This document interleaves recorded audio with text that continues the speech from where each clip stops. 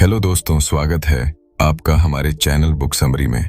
क्या आपने कभी सोचा है कि धर्म का असली मतलब क्या है? क्यों इंसान हमेशा किसी न किसी आस्था की तलाश करता है और क्यों हर धर्म अपने अपने तरीके से सच को समझने की कोशिश करता है? ओशो कहते हैं, धर्म का असली मकसद इंसान को भीतर से मुक्त करना है। उसके डर, उसके अहंकार, उसकी सीमाओं को हटाना है। लेकिन समय के साथ धर्म पिंजरे में बदल गया है। इंसान ने उस पिंजरे को ही भगवान समझ लिया। उन्होंने कहा कि हिंदू, मुस्लिम, सिख, ईसाई सभी धर्मों के पास सच का एक हिस्सा है, लेकिन पूरा सच किसी के पास नहीं है। कोई भी धर्म सच्चाई का मालिक नहीं है, और जो सच स्वतंत्र है उसे कैद नहीं किया जा सकता है। हिंदू धर्म के बारे में ओशो कहते हैं कि यह केवल नियमों और परंपराओं का समूह नहीं, बल्कि जीवन जीने की कला है। इसमें इंसान को अपनी जड़ों, अपनी प्रकृति और सृष्टि के साथ गहरा संबंध सिखाया गया है। यहाँ पेड़ों को देवता कहा गया, नदियों को माता कहा गया, धरती को देवी माना गया। अग्नि, जल, वायु और आकाश, इन 5 तत्वों को पवित्र माना गया। यह धर्म इंसान को यह सिखाता है कि जब तुम प्रकृति से जुड़ते हो, तब तुम जीवन के स्रोत से जुड़ते हो। यही कारण है कि हिंदू धर्म के त्योहार सीधे सीधे प्रकृति के साथ जुड़े हुए हैं। होली वसंत का स्वागत है, दिवाली अंधकार पर प्रकाश की जीत है, मकर संक्रांति सूर्य के उत्तरायण का उत्सव है, सावन बारिश और हरितिमा का प्रतीक है। यह धर्म जानता है कि इंसान प्रकृति से अलग होकर जीवित नहीं रह सकता। मुस्लिम धर्म के बारे में ओशो कहते हैं कि इसमें अनुशासन और एकता अद्भुत है। 5 वक्त की नमाज, रोजा, ज़कात, ये सब इंसान को उसकी सीमाओं और ईश्वर के सामने झुकने की याद दिलाते हैं। यह समर्पण अहंकार को तोड़ता है। लेकिन अगर अनुशासन इतना कठोर हो जाए कि उसमें लचीलापन न हो, तो धर्म जीवंत नहीं रह पाता। इंसानियत की आत्मा दब जाती है। वही ओशो की चिंता थी। सिख धर्म के बारे में ओशो कहते हैं कि यह साहस और सेवा का धर्म है। गुरु नानक और गुरु गोविंद सिंह की शिक्षाएं इंसान को निडर और सशक्त बनाती हैं। दूसरों की मदद करने, कमजोरों की रक्षा करने और बिना स्वार्थ के सेवा करने की प्रेरणा देती हैं। लंगर की परंपरा इसका सबसे बड़ा प्रमाण है। लेकिन उन्होंने चेताया कि सेवा में अगर अहंकार आ जाए तो सेवा का असली अर्थ खो जाता है। ईसाई धर्म में ओशो को प्रेम और करुणा का संदेश सबसे महत्वपूर्ण लगा। यीशु का त्याग और उनके द्वारा दुश्मनों को माफ करने की शिक्षा इंसान को अपनी सीमाओं से परे ले जाती है। लेकिन उन्होंने यह भी कहा कि अगर प्रेम और माफी को मजबूरी बना दिया जाए तो वह प्रेम नहीं, बोझ बन जाता है, और बोझ प्रेम को मार देता है। ओशो कहते हैं कि हर धर्म में सुंदरता है, लेकिन हिंदू धर्म का प्रकृति, प्रेम और जीवन के साथ घनिष्ठ संबंध इसे अलग बनाता है। यह धर्म इंसान को यह सिखाता है कि सूरज को प्रणाम करना सिर्फ एक परंपरा नहीं, बल्कि जीवन के स्रोत को सम्मान देना है। गंगा में स्नान सिर्फ धार्मिक कर्म नहीं, बल्कि संस्कृति, आस्था और जीवन के जश्न का हिस्सा है।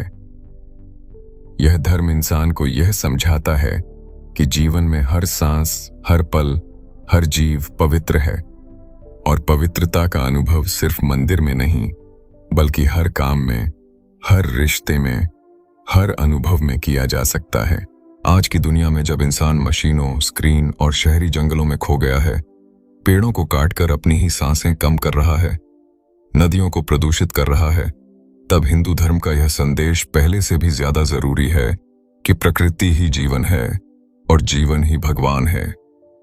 ओशो कहते हैं कि सच्चा धार्मिक व्यक्ति वही है जो अपने भीतर की नफरत, अपने भय और अपने अहंकार को खत्म करे, जो सवाल पूछने से नहीं डरे, जो हर परिस्थिति में प्रेम और करुणा को चुनता है। धर्म का असली मकसद डर पैदा करना नहीं, बल्कि तुम्हें आजाद करना है, और जो तुम्हें आजाद नहीं करता, जो तुम्हें सोचने से रोकता है, वह धर्म नहीं, वह बस पिंजरा है। ओशो कहते हैं कि सच्चा धर्म वही है जो तुम्हें खुद तक पहुंचा दे, और खुद तक पहुंचने का सबसे सरल रास्ता है प्रकृति के साथ एक होना, उसकी लय में बहना और अपने हर कार्य में जीवन और प्रेम की शक्ति को महसूस करना। हिंदू धर्म का यह दृष्टिकोण कि हर जीव में भगवान है, इंसान को विनम्र बनाता है, क्योंकि जब तुम हर किसी में भगवान देखते हो तब अहंकार अपने आप खत्म हो जाता है, और जब अहंकार नहीं रहता तब प्रेम और करुणा स्वतः उत्पन्न होती है। यही वजह है कि हिंदू धर्म सिर्फ पूजा नहीं बल्कि जीवन जीने का तरीका बन जाता है। ओशो कहते हैं, जब तुम सूर्य की रोशनी में अपने दिन की शुरुआत करते हो, बारिश की बूंदों में नाचते हो और चांदनी रात में ध्यान करते हो, तब तुम सच्चे अर्थ में धर्म का अनुभव कर रहे हो। ओशो कहते हैं कि धर्म का अनुभव किताबों और नियमों तक सीमित नहीं हो सकता। सच्चा धर्म अनुभव में, जीवन में, प्रेम में और सेवा में मिलता है। हिंदू धर्म ने इसे समझा और इसे जीवन का हिस्सा बनाया। बाकी धर्मों की तरह नियम, अनुशासन और पूजा इसमें भी हैं, लेकिन ये इंसान को स्वतंत्र बनाते हैं, बंधन नहीं है।